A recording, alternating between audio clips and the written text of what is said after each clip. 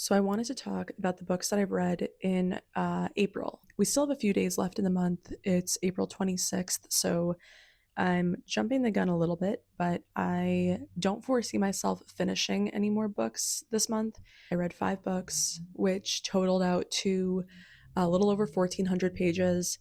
I did start a couple of books, I think, but I either didn't finish them or I had to pause them because I had them on loan through Libby or something like that. In April, I read zero nonfiction, which is not usually what I like doing. I typically like to gravitate, I don't know, I think my goal is usually 50-50 for nonfiction and fiction, but I do think I gravitate more toward fiction, just so whoever is watching, if you care about that, it's all 100% fiction. The overall kind of mood of the books for this month, it was more serious, more sad, emotional, rare for me.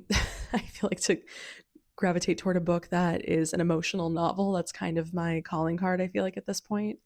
I did, however, find my new all-time favorite book, which I'm really excited to talk about, and I hope I don't make this video a million years long because I have so much to say about this book. So I'm going to get started with the first book that I'm going to be talking about, which unfortunately is my lowest book, my lowest rating that I gave this month. And that is The Heart of the Matter by Graham Greene. And this book was published in 1948. I'm trying to read a little bit more of like the just older stuff. I don't really have a specific target for anything, but yeah, so that's why I picked up The Heart of the Matter. I knew very little about it when I first started reading it, but to give you some background that I did not necessarily have, The Heart of the Matter is essentially about a police officer, police major, which is already not great, but it's about a police officer who is in British occupied West Africa. And this police officer, I genuinely am forgetting his name because I cared so little about this book. The police officer is more of like a pious, kind of strong sense of justice or like moral compass kind of guy. That's at least how I think he's intended to be written. And this police officer is having some issues at home with his wife. She does not like living in West Africa. Her husband, the police officer, just got passed over for a promotion. She's just very unhappy. And so that's kind of the focus. That's how it starts. And this police officer guy, our main character, ends up, again, very like, he's supposed to be this guy who like could do no wrong, extremely honest. That's like how he's portrayed in the very beginning. He kind of makes a decision that's a little bit out of character for him, where he takes a loan from like a black market dealer and he uses that money to send his wife to live somewhere else. That indiscretion of his has a domino effect, and so it leads to a lot of consequences for him.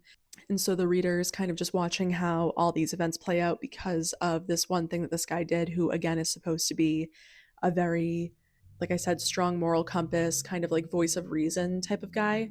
And I think when I first read a like summary of it, or like why you should read this kind of blurb about it, it made it seem like it was more of like a psychological story. And I did not feel that way. I thought that this book was pretty dry. Like it felt like it was written very procedurally. I don't know how else to describe it, but it didn't really feel like there was a ton of like feeling in the book. It also felt like the characters were not like likable by any means. Like I didn't like the main character.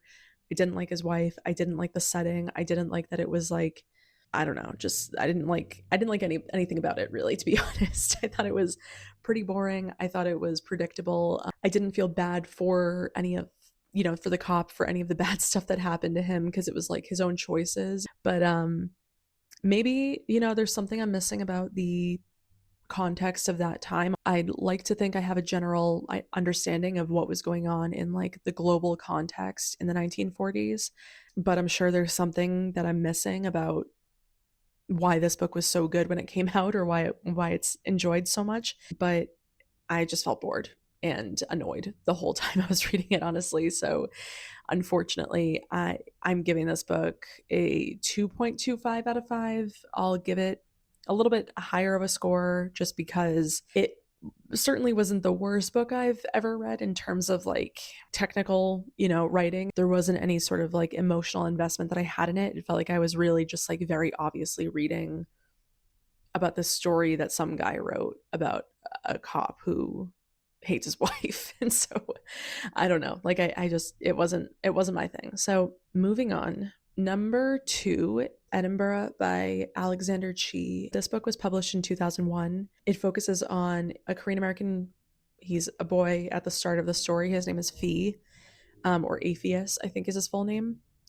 He's living in Maine, and he learns that his choir director of the choir that he's in is a serial sex offender. So the book follows the point from the time that Fee joins this choir, I think, to the time that he is an adult. And so it's basically Fee and his friends throughout the book. You watch them experience things like shame and grief and really like a lot of awful things throughout their childhoods and adolescence. Things do become somewhat full circle toward the end of it, I think, when Fee is in his adulthood, and pretty poetic. It was written in a very stylized way. There were a lot of heavy topics to it, but I don't feel like it was a book that was like capitalized on trauma necessarily. Like it focused a lot on Fee's processing of things that happened, and there's a lot of depth in emotion. There's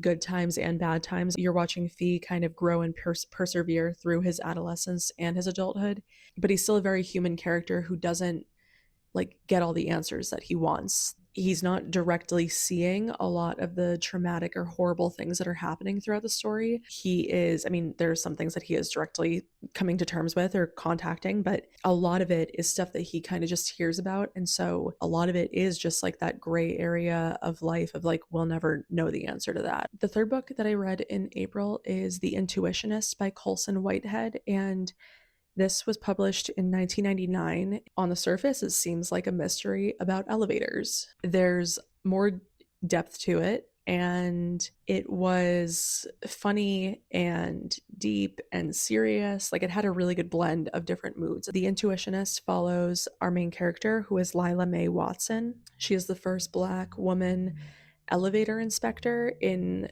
this kind of, I think it's an unnamed city where she lives, but when I'm reading it, it feels a lot like a New York City. But basically, in this field of elevator inspection, there are 2 schools of philosophy or elevator theory, one of which is empiricism, which is basically the people who practice empiricism are people who are very like by the book, technical, mechanical about the inner workings of elevators and things like that. There's the other school of thought, or the other school of theory, whatever you want to call it, which is intuitionism. And that is the philosophy of basically like meditating on the elevator's problems and trying to kind of solve it by like feeling it out. And that's kind of the overall gist of those 2 different schools, but they're feuding philosophies, and there's a lot of like political affiliation with each of them. And in this story, Lila Mae is an intuitionist, and so she has perfect accuracy, and right now it sounds like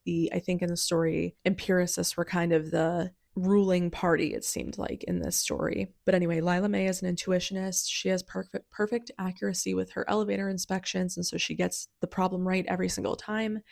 And she's really good at her job. And she goes to an elevator one day, and she leaves, and then the next day or like the following night, the elevator free falls and crashes, and it's one of the first elevator crashes in a very long time, and so it's really big news and everyone's looking for her, and it just kind of fans the flames of this political feud that's going on between these different parties that have corporate ties. Lila Mae we follow her trying to investigate what caused the crash and the story from that point on. And I really like this book. I thought it was a little tough to follow at first, just because I think hearing a book about like an elevator mystery was a little, I don't know, I was like, I'm not sure if I'm gonna like this. But yeah, so I enjoyed it. I thought it was funny. I thought once I really like got the hang of it. It was relatively quicker paced, and there were a lot of like action moments, and there's a lot of like uncovering secrets, and I really like the visuals and imagery in the story. It's like it feels not even like cyberpunk vibes, but like similar in like in terms of like the magnitude of the city that she's working in, or like the kind of the themes in it felt very like grungy and rough, like city. I was expecting some of the characters in this book though to have a little bit more value. Like there were a couple of characters throughout that I thought, I was like, oh, I really need to, pay attention to what this character is saying or what's happening in this conversation, because it's probably going to come up later. And then it just kind of like that character kind of could have been left out, I feel like. But overall, I enjoyed it. I found it to be something different, something fun. I think I read it pretty quickly in maybe like less than a week or so. But I would recommend that to anybody who's looking for something that has like a little bit more of a different story to it, that's a little bit more like, I don't know, it's like not quite on our plane of reality, but it still is realistic in some way. But I rated this book 3.5 out of 5 stars, and I would recommend it. All right, moving on to number 4. The fourth book I'm going to be talking about is The Dream Hotel by Layla Lalami. I might be mispronouncing her name. This book was published in 2024, so it's a pretty recent book. It was on my TBR for a little while. I was kind of avoiding reading it. I don't really know why. I almost thought it would be like a little too out there for me. But The Dream Hotel is a like sci-fi dystopian, but it follows our main character Sarah, who gets, like at the very start of the book, she gets detained at LAX, and she's told that she was flagged in their system, in like their security system, for being at risk of committing a violent crime in the future. So she hasn't committed any crime yet, but we learn that Sarah got this brain implant to help with her sleep, and the company that created the brain implant gathers data from her dreams, or from everybody's dreams who gets these implants. The company will gather the data from those dreams and submit them to a government agency that will determine whether or not the person is at risk of committing a crime in the future. Sarah had a pretty high risk score, it said, because she was dreaming about like violence targeted toward her husband, I think. And so they thought that she was going to commit a crime toward her husband. And so they detained her, put her in a retention center for a 3-week observation period that ended up being like 10 months long. And Sarah and her fellow retainees, they start to question like, why is their retention getting extended? Why are rules changing? Why are things just like happening for no reason? But yeah, so that's kind of the gist of the story. I don't want to give too much. I try to not give too many spoilers into the books. Overall, I enjoyed this. I do wish that it had gone in more of a like surreal direction. I know I said at the start that I thought it would be a little bit too out there, but it's almost like too realistic for today. Like it feels like all of that is just like stuff that would be happening a year or two from now, which is frightening. But yeah, I thought the book was overall pretty good. Like I said, I wish that it had been a little bit more out there than it actually was. Maybe it was just my expectations going into it. I did think that the writing of like the setting and the characters were really well done. I feel like I was able to like visualize the characters in my head really well. But anyway, overall I liked it. I would recommend it to anyone who's looking to read something that's, I guess, like not super out there for sci-fi or like dystopian books, but still like it has elements of it. I did give this a 3.5. I don't know if I would read this again, but I would recommend it to people who are looking for something like it. And last but not least, Lonesome Dove by Larry McMurtry. This book was published in 1985. It is a 900-ish page Western historical fiction novel, and I wish I could just say it's a masterpiece and leave it at that, because it is. But for anyone who is interested in knowing what this book is about, it follows 2 older, like more seasoned cowboys whose names in the book are Call and Gus, and they're longtime like best friends. They run a ranch with a crew of like younger cowboys and ranch hands and stuff like that in this fictional town called Lonesome Dove, which is in Texas. I think it's supposed to be situated kind of along the Rio Grande, and it takes place during the Old West. The story kind of starts with an old cowboy friend, or like they used to work with this guy. He comes in and he convinces Colin Gus to go from southern Texas all the way up to almost like I think Canada, like northern Montana, to build a ranch. So that specific kind of conversation is what sets the wheels in motion for Gus and Cole's journey and all of their crew's journey out into Montana, because they do pursue that trip. It does a great job at like depicting the ruggedness and unpredictability of life during that time, and how I feel like the whole overarching theme here is like that tomorrow isn't promised. There's so much more that goes into it. I really don't want to tell you much more, and I want to urge you to read the book yourself and really like take the time to read it if you are interested in it. You know, there's action, adventure, love, lust, tragedy, misery, hope. It just has everything. It has so much to it. Like, it's such a special book. I've never had this experience before where I was like putting off finishing it because I just did not want it to end. It's just such a beautifully written story, and the characters, you get to know them. They're so three-dimensional, and you get to know them so intimately, and they're not like entirely, well, at least the main characters are not entirely like bad people, but they're also not entirely good people. And so there's like a lot of contrast too between the characters. Gus is kind of this like life's meant for living kind of guy, and Call is someone who's more of like a no nonsense kind of mentality about things. Even though they're best friends, they often will have some contrast with their thinking of priorities. I don't know. There's so much from beginning to end, the first sentence to the last sentence. It's iconic, it's beautiful, it's incredible. Like I have never read a book like this before in my life, and I have always found it to be a little bit difficult for me to get emotionally invested in fiction specifically. I think I said in my last video that memoirs are kind of tried and true for me to like, if you want to make me cry. But with fiction, I always found it really difficult to get emotionally invested and to like feel like I could relate to the characters. Like, why would I get upset over something that isn't real? But this book is the first book that is a novel to make me sob like a fucking baby. At one point I had to like put the book down, cry it out for a minute, and then like get back to the book after, because I just like couldn't see through the tears. And it was like, I don't know, it was just, there's so many like heartbreaking points, but there's so much, it's like funny and it's serious at the same time, and it's deep. Lonesome Dove is a long book, I will admit.